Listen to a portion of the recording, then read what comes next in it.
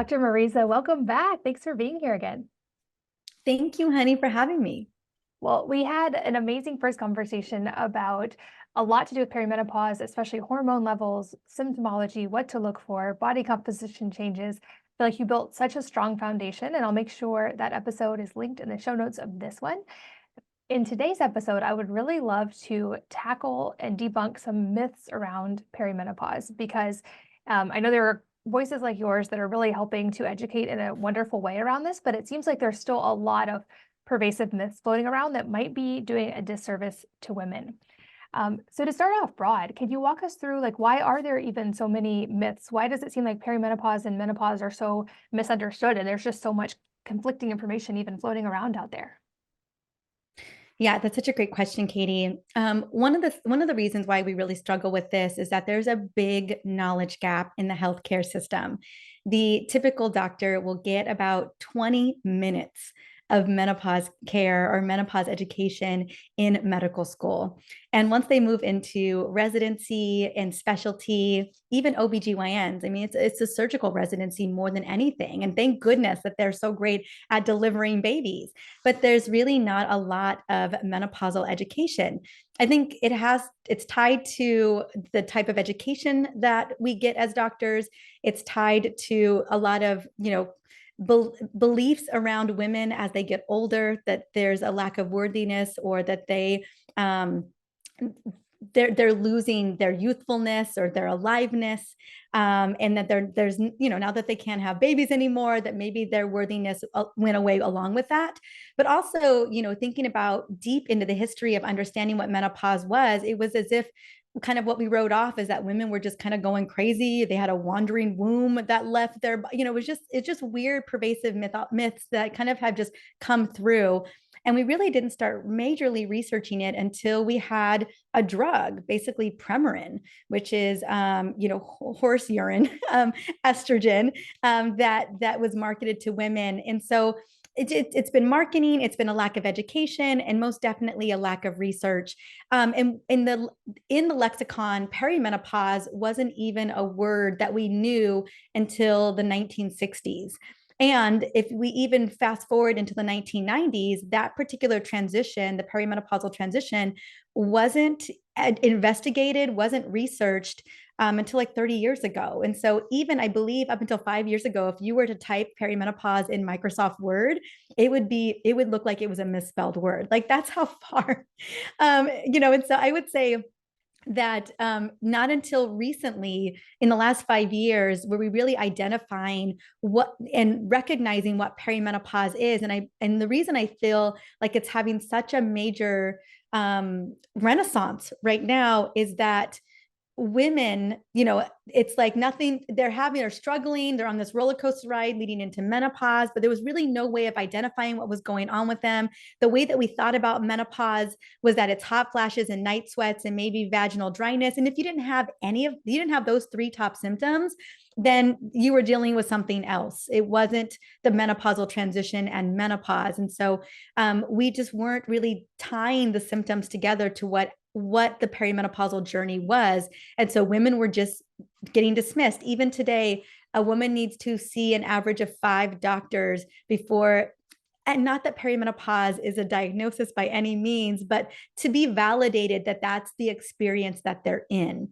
So I remember when my mom was going through perimenopause, it was really me helping her to identify that that's what was going on. She was just dealing with all these symptoms. And I think a lot of women are like, is this menopause? Like, what is this? And back then, even 10 years ago, it kind of was just this menopause transition.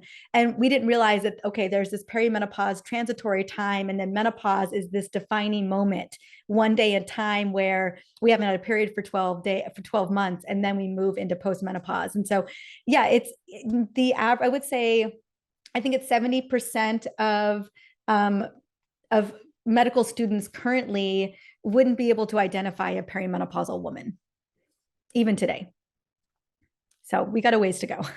Wow. Well, I'm glad there are voices like yours that are hopefully going to help shorten that gap and increase the knowledge base. But I would love to jump in then because you made such a strong case for why there are so many misconceptions to begin with.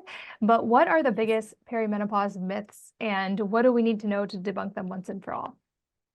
I think one of the big myths is that once you get through perimenopause and you hit menopause, whatever all that stuff you were dealing with is gone. That it's a point in time and ta-da, you're through it and it's over. And that is so far from the truth. What I had said early in our last interview was that perimenopause does set off an acceleration of events that really changes our body and creates more risk for chronic conditions down the road. The loss of these hormones is definitely profound and it needs to be recognized as such. And really, when I think about menopause, I think of menopause as a late signal, meaning that like osteoporosis or even insulin resistance, like you're kind of late to the game by the time you get there, things are already been set in motion. And so it isn't even menopause that should be garnering our attention. It's really the transition leading to menopause. We don't want to wait until our hormones are practically ground zero, these life-giving whole body hormones. We really want to be paying attention when those symptoms are presenting themselves. All symptoms, subtle or, very acute and big, need to be tended to. And if these subtle symptoms are an indicator of things coming down the road later, it's so important for us to listen. And so perimenopause is that opportunity for us to shore up and prioritize our health and the types of pivots that are going to help us to thrive in the second half of our life. So that's a big myth that I hope we get to debunk.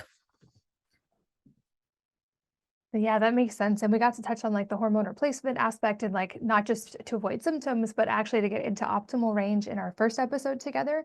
But I think it's such an important point you just made of across the board, not just in perimenopause, but in general, symptoms are messengers. And it's easy in the Western world to think of them as a bad thing and to try to just get rid of the symptom. But when we reframe that as they're messengers and they're giving us valuable information about our body, it puts us in a state of like curiosity and listening and being able to work with our body to hopefully figure out better results and ways to support our body as well.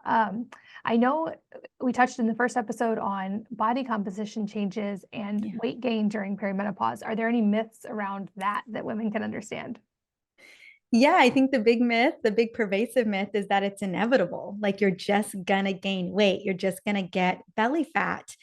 And I mean, the stats demonstrate that yes, there is a change in body composition and in biomarkers that are going out of range. I've looked at so much research where we've looked at women at the start of perimenopause and biomarkers, blood glucose, triglycerides, HDL, measuring our hip to waist ratio, even blood pressure looks great. They're ideal. They're within normal range. But as they move through perimenopause into menopause and being tested right after menopause, many of those biomarkers are beginning to move out of range. So things are shifting.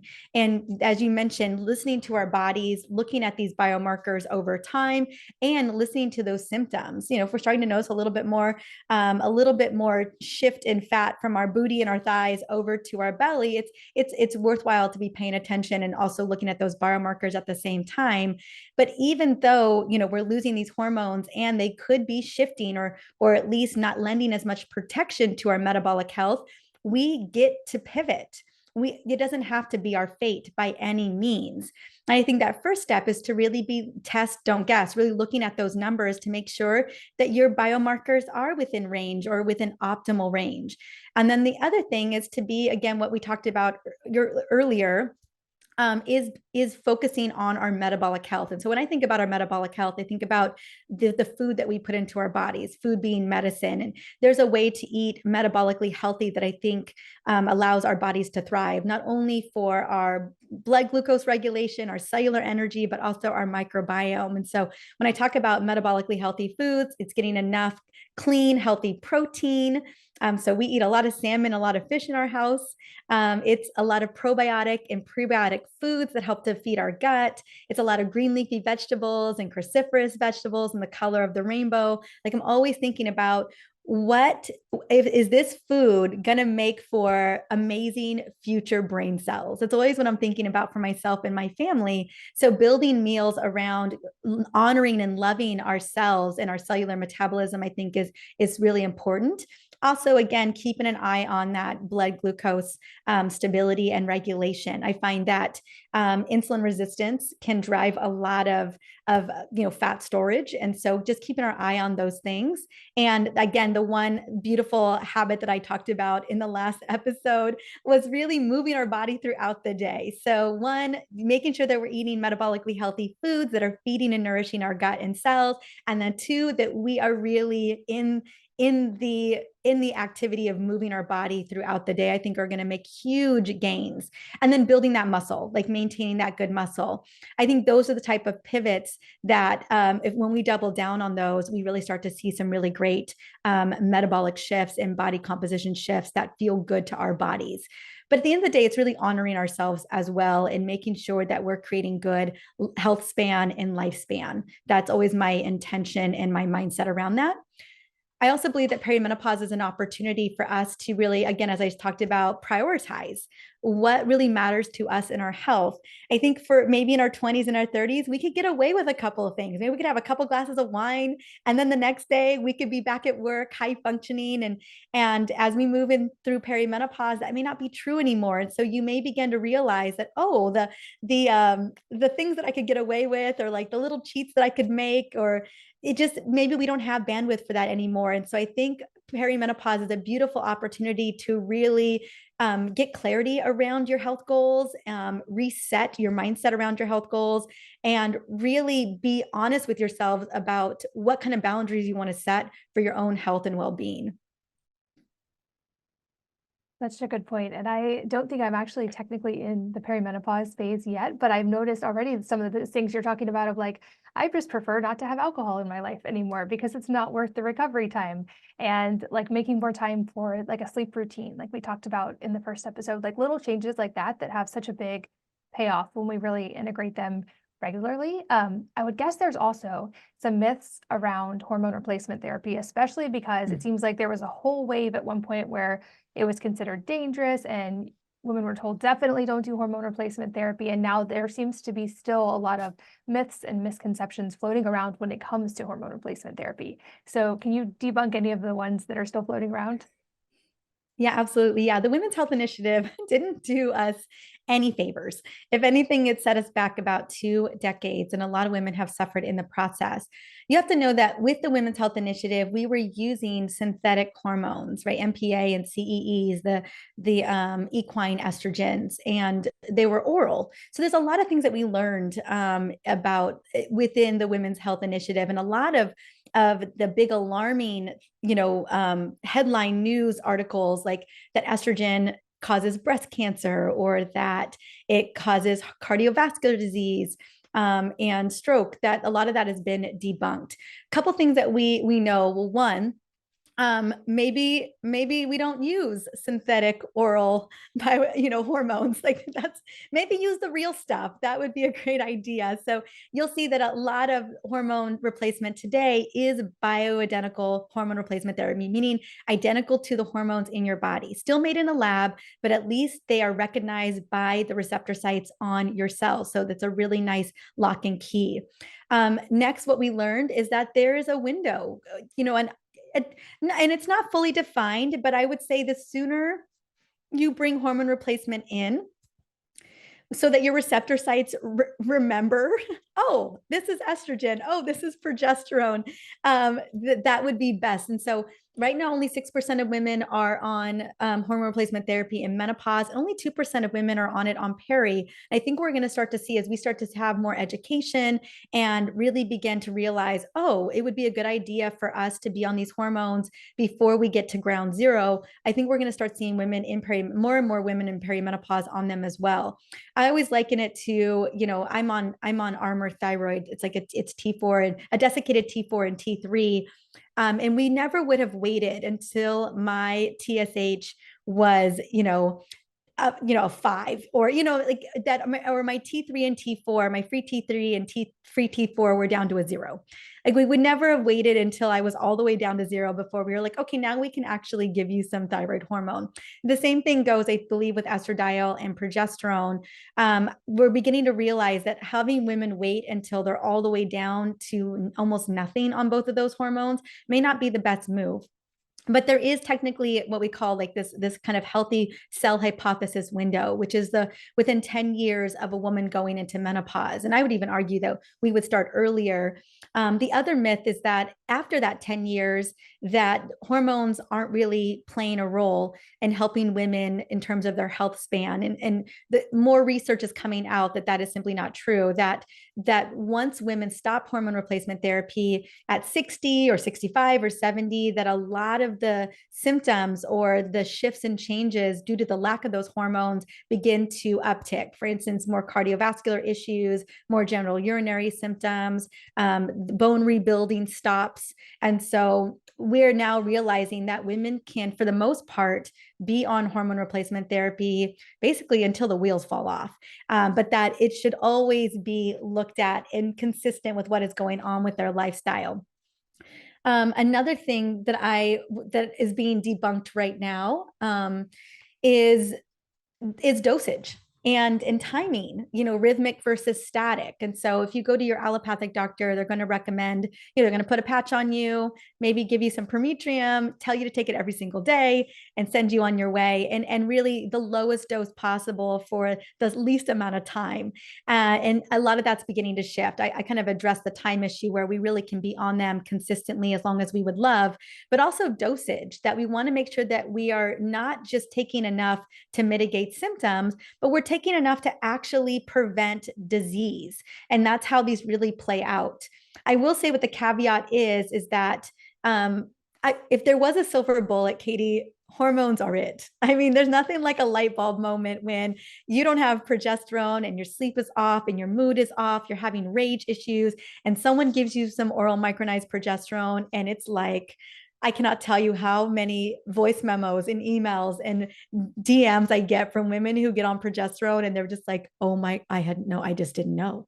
Like my whole life has shifted. And same with estradiol or even testosterone. They're just like, oh, this version of me is still there. Like I'm coming back. Like it's mind blowing. So I will say, if there was a magic bullet, it's definitely hormone replacement therapy for women that are struggling due to hormone deficiency. And if you have poor metabolic health or poor lifestyle strategies in place, hormones are only going to do so much. So I think of them as optimizers. So they're very much a yes and. Ideally, have a lot of those lifestyle strategies and habits in place, and you'll find that your hormones, those hormone replacement, molecules, are going to work so much better for you in your body. So I wouldn't say it's a yes and when it comes to, they're not a end all be all, fix all the things without a little bit of support from healthy lifestyle. And then the other thing that I wanted to say about them is going to be dosage, in terms of just figuring out the right dosage. So just note that it's going to take a minute to kind of figure out the right type, the right dose, what's working. I had a woman just a couple of weeks ago who moved from a progesterone cream over to an oral micronized progesterone, and it just ended up bringing, so for some women, it can actually end up increasing some symptoms. And so after about a month of trying that out, she ended up moving back to the cream because it did its job without the symptoms. And so you're going to have to always figure out what works best. And then the other thing I wanted to just debunk as well is there's a lot of misunderstanding around hormone replacement therapy. Some doctors think that birth control is hormone replacement therapy, that a hormonal IUD is hormone replacement therapy. And so just be on the lookout. The standard of care for women in perimenopause is birth control, like a mini pill, or it is the Mirena IUD, because they're under the impression that it regulates your hormones and it regulates your cycle, which it doesn't do either. Again, can it mitigate symptoms? Yes. Absolutely. But is it mitigating symptoms by regulating your cycle and regulating your hormone? That would be a full body no. They are hormone disruptors, they're endocrine disruptors. And so just note that you may be sold, the pill or the IUD for perimenopause, when really what you may need is a little bit of oral micronized progesterone. And so I think it's important to really advocate for what you want based on your symptoms versus kind of just getting kind of this, what I call like a band-aid. And I will say that the Mirena IUD isn't going to address the progestin in that, is not going to address a lot of the brain changes that are occurring due to a lack of actual progesterone in the body. Ah, so many, I just took so many notes on that because I have a I feeling know this that's will so be much. It's such a big relevant to topic. me soon. But I love what you said too, and this goes back to something I say on here a lot, which is like, yes, there's a time and a place for all of these things. And I think hormone replacement therapy, thankfully, we're talking about it. Women understand that it's valuable, and do all of the lifestyle things that are free and within your control as well, like the morning sunlight, the getting enough nature time and movement and nutritious food and sleep.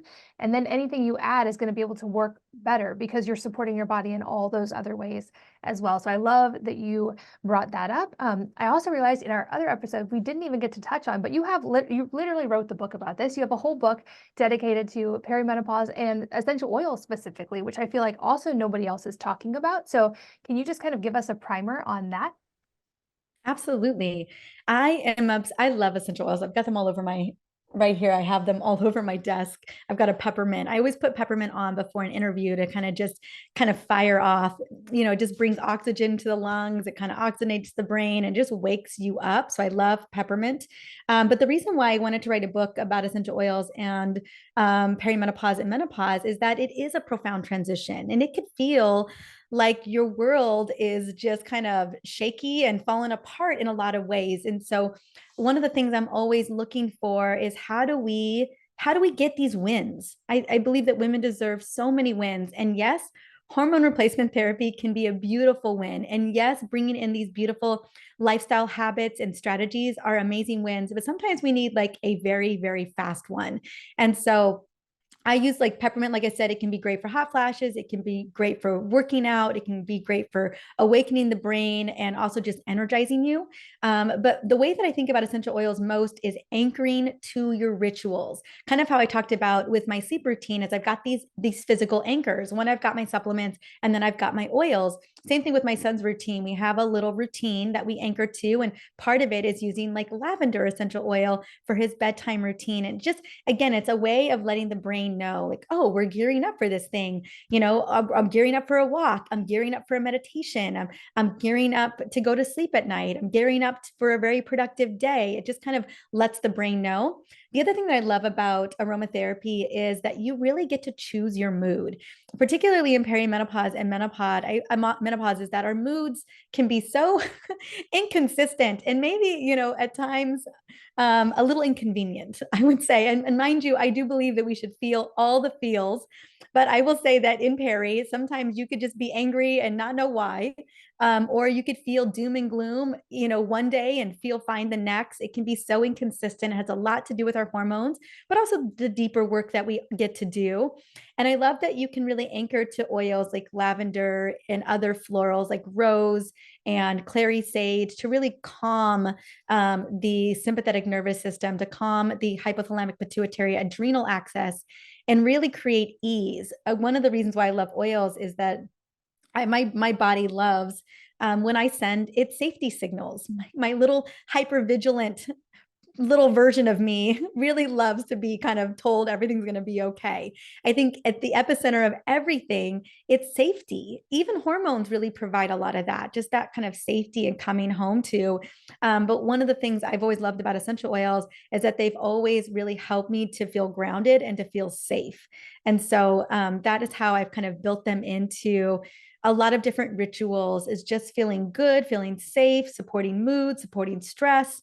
And I feel like that really can help us move through our day with more ease and grace, and feeling better in our body. So I have all these beautiful rituals, sleep rituals, self-care rituals that are accentuated with essential oils that just make them a lot more magical and really amp up the benefit. Amazing. Well, you are such a wealth of knowledge. I will make sure I link to your books. You've actually written a lot of books, your website, and your perimenopause survival guide, all in the show notes for you guys listening on the go. That will all be at wellnessmama.com. But you are an absolute wealth of knowledge. I love our conversations. I learned so much today, and I'm so grateful for your time. Thank you so much for being here. Absolutely. And thank you, as always, for listening and sharing your most valuable resources, your time, your energy, and your attention with us today. We're both so grateful that you did. And I hope that you will join me again on the next episode of the Wellness Mama podcast.